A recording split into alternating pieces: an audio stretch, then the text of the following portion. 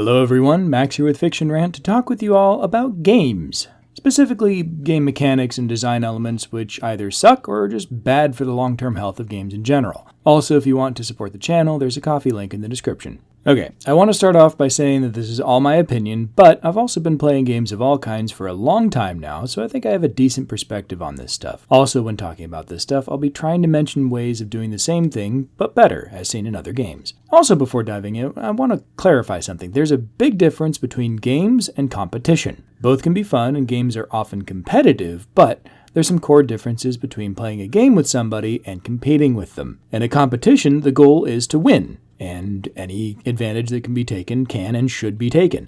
Look at the NBA. It's a competitive league, so every team recruits gigantic people who have inherent advantages at the sport, and then they train hard to be the best that they can be. They're not super concerned with everyone going out there and having a good time, they're concerned with winning. Games, on the other hand, are fundamentally different in terms of their motivations and goals. I have two brothers, one older, one younger. I'm the middle child, not that anyone cares.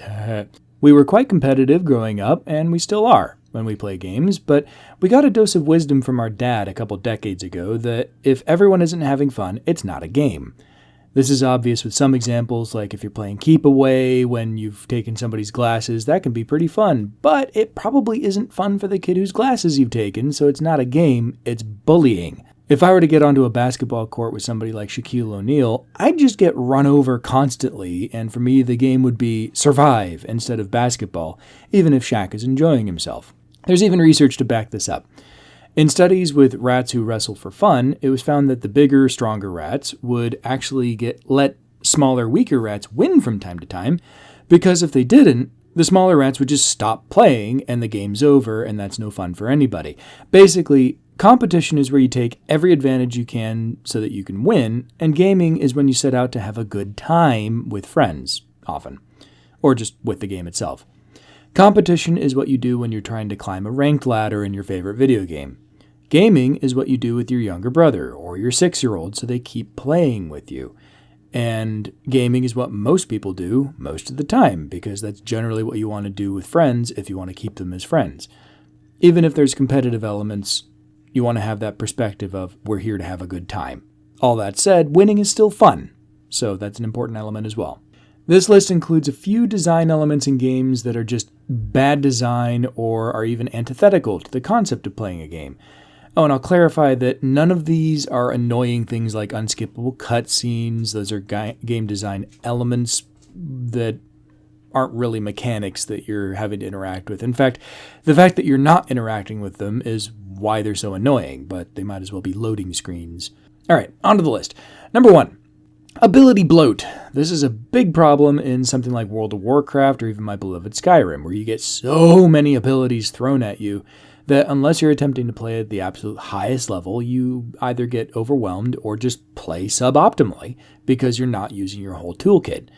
WoW in particular is set up so that each class has a multitude of damaging and utility abilities baked in, and then you get to factor in activatable items like potions and sometimes even trinkets with active slots. And what happens is that either you get into situations like in WoW Classic where your optimal rotation on a mage is just cast Frostbolt, and so you're ignoring 90% of your kit, or you end up with combat rotations with 18 parts that you either need a guide or add-ons to manage, turning playing well into a chore. And while this has led to a large degree of toxicity in the community, because if you haven't mastered your particular optimized rotation of abilities, your damage suffers and people will complain at you for it. For contrast, let's look at League of Legends. You know how many abilities your average champion has? 4, plus 2 for summoner spells, so generally 6 abilities. Some champions get more than that, but 6 pretty much covers 90% of the roster. This means that the interesting part comes from the item builds and skill expression, not memorizing a flowchart of a rotation that adapts according to the type of fight you're in and your DPS cooldowns. Hades is another example which does this brilliantly.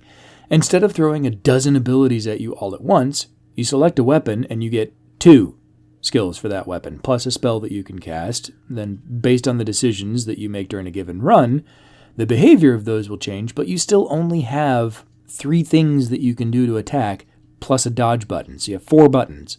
That's it. And you know what? The lack of potential actions frees up the player to actually get into enjoying the game instead of being dragged down by ability bloat. Number 2, counters.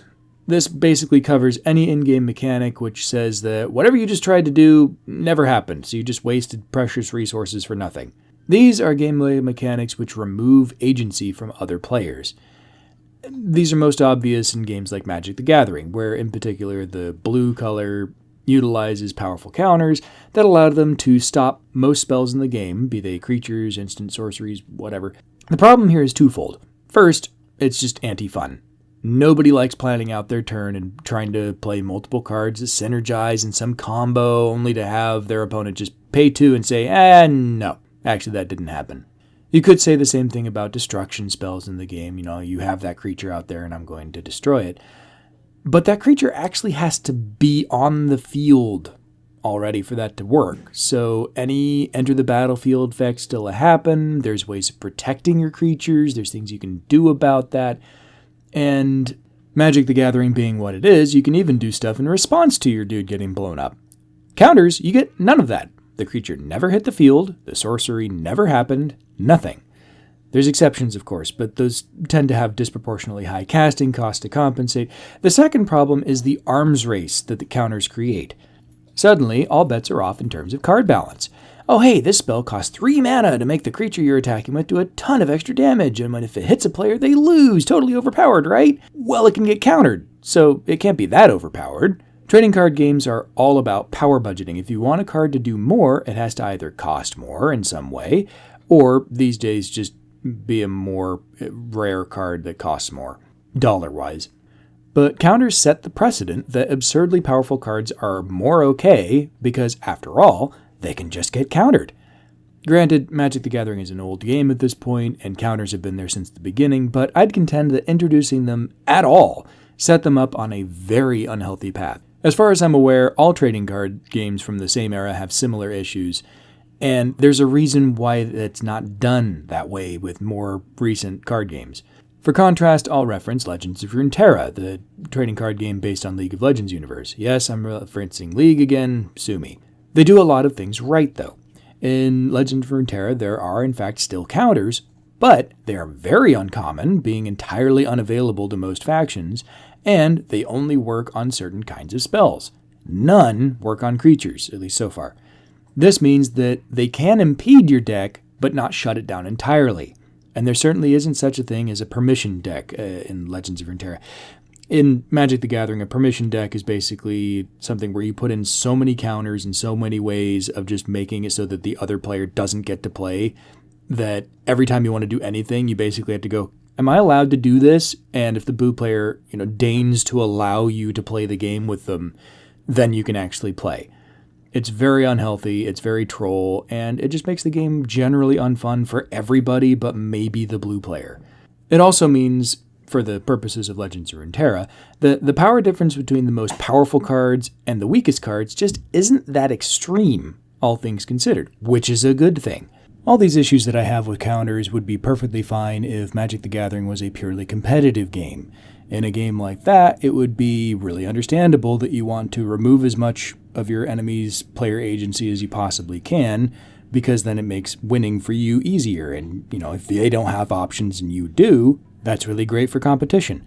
But Magic the Gathering is absolutely not a purely competitive game. There's a lot of really silly stuff that you can do, and there's combos that you can do that are, kind of absurd. I remember hearing about one guy that had to perform calculus because he'd set up this combo that would cause everybody to lose, and he had to figure out who lost first. Ridiculous stuff like that. The game kind of leans into a lot of that. There's even a couple joke sets around that kind of thing.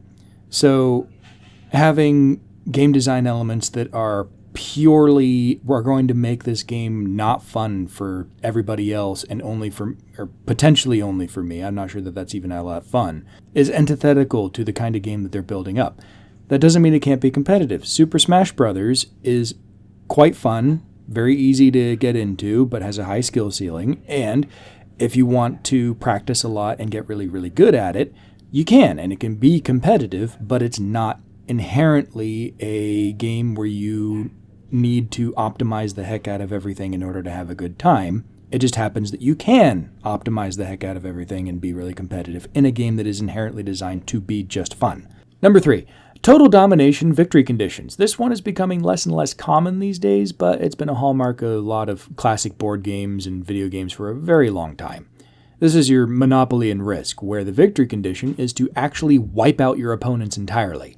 This is your older real-time strategy games, where victory required not only killing off every building that your opponents have, but every unit as well. So a sore loser could simply utilize the fog of war to keep you running a stupid horseman away from you for 30 minutes until you finally manage to corner and shoot the stupid thing.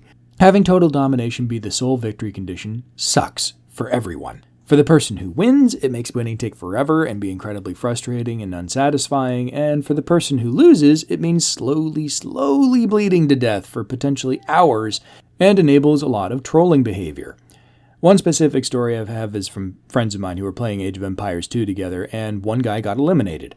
In that game, when you've been defeated, the whole map gets revealed to you, so the guy who'd been eliminated decided to use this omniscience to assist his doomed teammate to evade his enemies for an inordinate amount of time, turning what should have been a clear victory that the victors could enjoy into a frustrating ordeal. Sure, it's ultimately just poor sportsmanship, but the game mechanics allowed it, so they didn't technically do anything against the rules. The better alternatives are pretty common these days. Make specific objectives the win conditions, or make victory a matter of accumulating enough victory points of whatever kind. In real-time strategy games, there's either a king unit who can be taken out for a win, or having domination just means destroying all the buildings, not all the units as well. And board games have largely taken the hint as well. In fact, Risk Legacy basically fixes Risk for me because each player has a capital, and victory is achieved by accumulating points, with each capital being worth 1 point, and there being additional alternative ways of earning points as well. So you don't actually have to wipe your enemies out, you just have to capture a couple specific strategic locations. This amounts to a game that can take multiple days, taking a couple hours instead. Heck, I remember one time my wife made an absurdly aggressive move on turn 2, got lucky with her dice rolls, and won the game within 15 minutes of starting. So, we gave her major kudos and started a new game. It was great. Risk Legacy is great. They're not a sponsor. Check them out anyway. Number 4, forced minigames. This one isn't so much of an issue of gaming versus competition, more just with the expectations of the players. There's a balance to be struck here. On the one hand, minigames in modern titles in particular can be awesome. Gwent from Witcher 3, Queen's Blood from Final Fantasy VII Rebirth, Chocobo Racing from Final Fantasy Rebirth, the Star Fox clone from Final Fantasy VII Rebirth. There's a lot of minigames in Rebirth, and most are great. But you know what isn't great? Having frequent minigames that aren't optional. This is the lockpicking in Skyrim, which is just a pain in the butt and has tons of mods to just make it not suck as much. Stuff like that. Generally these days, games will introduce you to a given minigame by making you play it at least once, and then allow every follow-up play to just be optional. But even this is often done wrong by forcing you to win that sample minigame, putting up a roadblock of potential misery if you just happen to be bad at that particular game. I personally love Final Fantasy VII Rebirth, and most minigames are optional, but there's still a couple that are forced, such as a Chocobo race. Fortunately, you can still progress through the story, even if you lose that particular race, at least according to Google. Not that I'd know personally, but just imagine if it was a difficult race and you could not progress without beating it. That would be a roadblock to many players who just wanted to slash up Sephiroth with a comically large sword. Don't make me ride around on a giant bird. Number 5, forcing different genres into your game. This is related to minigames thing, but a little more broad. This is your typical forced stealth section issue. If I'm playing a guns blazing super soldier game, I don't want a mission where I suddenly have to be all sneaky. I remember in particular from Descent Free Space, where a mission was to fly up close to this giant capital ship and had to stay beneath a specific speed threshold so I could remain undetected. Yeah, you know what that mission entailed? Slowly crawling towards his ship without firing a shot in a shooter, and then you scan and you get some intel and this block of text, and then you slowly fly away for what felt like a half hour. That was the whole mission. Why? Why make me do that? For the uninitiated, the whole Descent series, including the free space games, were basically Flight Simulator Doom clones, and who in their right mind would expect the Doom Slayer to be sneaky? Let me blow stuff up, dang it! At the same time, if Ninja Gaiden suddenly turned into Dynasty Warriors for a mission and Ryu had to wade through an army inflicting mass casualties, that would be ridiculous and baffling for fans of the series. Some might like it overall, but it would generally be an unwelcome tonal shift.